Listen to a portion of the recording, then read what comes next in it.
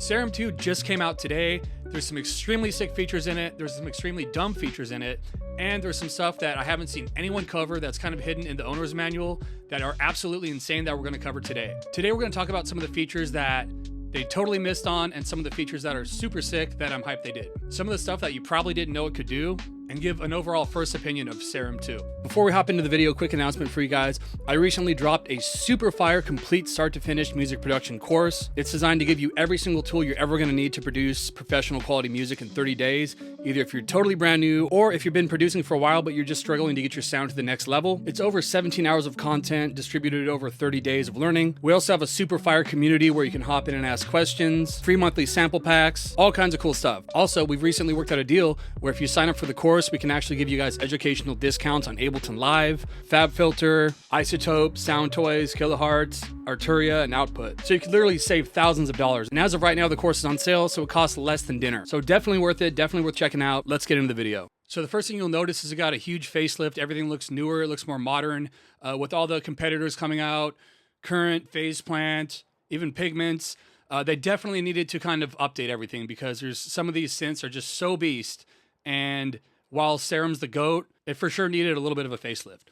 When you look at it, the first thing you'll notice is there's 3 wavetables now instead of just 2. So the layout's actually the same, even though it looks a little bit different.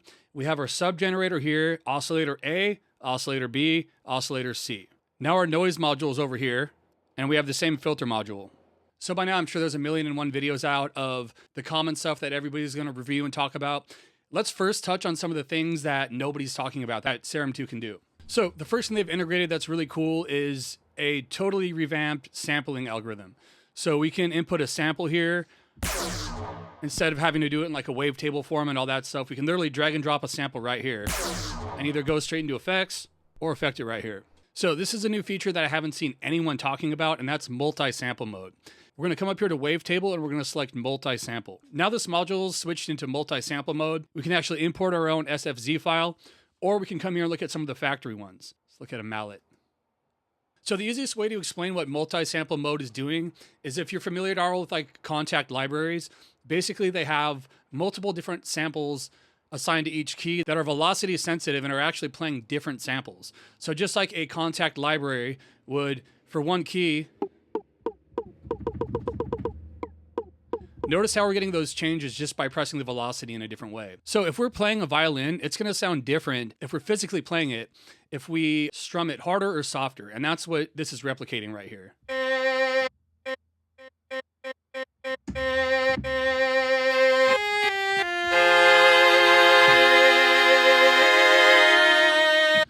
So yeah, it's basically like a Kontakt library you have here, now available in just a single module of Serum. So we have our multi-sampler mode, then we can still utilize both of our wavetables or turn these into multi-sample if we want. So if we want to completely ruin our CPU, we can just come over here, turn on 3 different multi-sample ones, get a crazy instrument, and tank our CPU. So this is one that isn't new at all to 90% of synthesizers that are coming out, but it is new to Serum, and that's that we actually have the capacity to use granular synthesis here.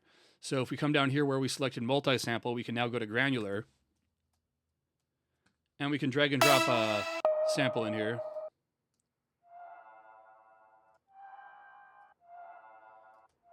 And now we have all these different settings similar to what we would have on like Ableton's granulator, where we can actually use this as a granular synth, which is really cool. Probably my single favorite synth is Current. And Current has an amazing granular synthesizer module. And this one seems pretty cool so far.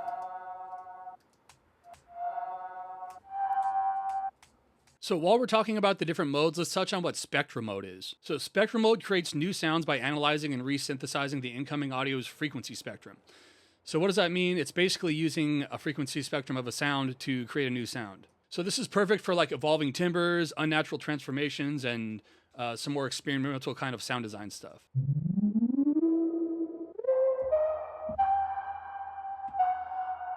I think this kind of synthesis is really cool for like pads or atmospheres or backgrounds, which would make a rad layer to like a big bass we're making in Serum or something. So just like Serum 1, Serum 2 also has a wavetable editor. They did make some improvements with how we're able to adjust it. So, you know, just like Serum 1, we can image to wavetable, we can audio import. Serum 2 does add some extra refinement though, basically clear thumbnails, more morph modes. So now we have like spectral, crossfade. It's pretty cool options. They've definitely stepped up the auditioning section here for presets. Name, location, all that stuff is here. Notice we now have these 8 macros. So just like any other synth, we have our 8 macros, which is kind of standard for like using an Ableton rack, for using a MIDI keyboard. So we actually have all these down here, and we can actually adjust these while we're auditioning.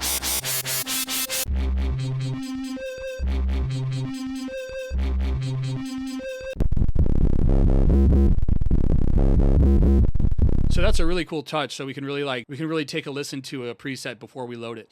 Now we have all these other options here, so we can change the name, author, category, description, and notes, which is really cool if you have a massive Serum library and you're trying to keep track of where everything's at. So let's go back to the main interface here and let's talk about some of the new filtering options they have. So we have all the normal ones that everybody knows and loves, multi-flanges, we still have, reverb, ring mod, all that.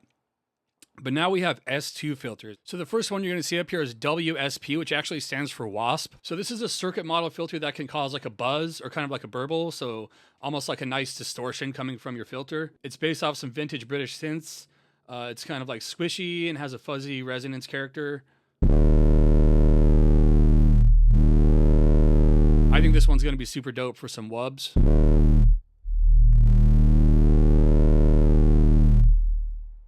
Then we have PZ SVF. It works as kind of like a combination of a low pass, a notch, and a high pass. So we also have comb too, so I absolutely love using comb filters. And now coming down here, and then we have ones like DJ Mixer, which is kind of like a CDJ sweep kind of sound, low and high. So one of the most impressive things I've seen in Serum 2 is the clip module. So the way we're going to access this is going to the art module. So we're going to click on this, and here we actually have a MIDI out.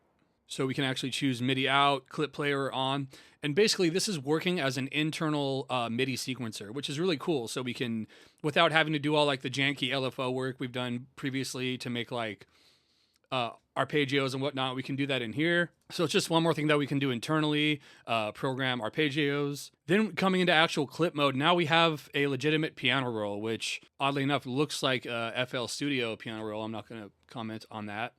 But yeah, we can actually program the MIDI in here. This is cool because we can MIDI out, so we can export this MIDI to Ableton or to your DAW, or we can just export the sound coming from the entire sequence, so the sound design plus the MIDI. A part that's really cool about this is I can see a lot of people coming out with presets that have built-in MIDI, which again is just super cool. So I really like this feature. We have macros here, so we can draw on our macros. So like at this point, this is essentially just a DAW. This is super cool. And I feel like all the effects, these all got a facelift. There's some new features. I feel like these are going to be beat to death. The mixing tab is super cool, so we can buzz stuff, we can mix in oscillators, we can do all that here. So, I mean, while we can do it on the main page, this gives us another opportunity to like have a more visual mixing kind of view. So, I mean, overall, I think they did a really good job. I think it looks good. I think it sounds good. I can't wait to see some of the presets that come out for it and some of the stuff people find in it. I know with like Serum, literally people were finding like little Easter eggs for years, for like 10 years. So super cool synth. Again, the upgrade's free. I can link it in the description. Thanks for watching. I'll see you next time.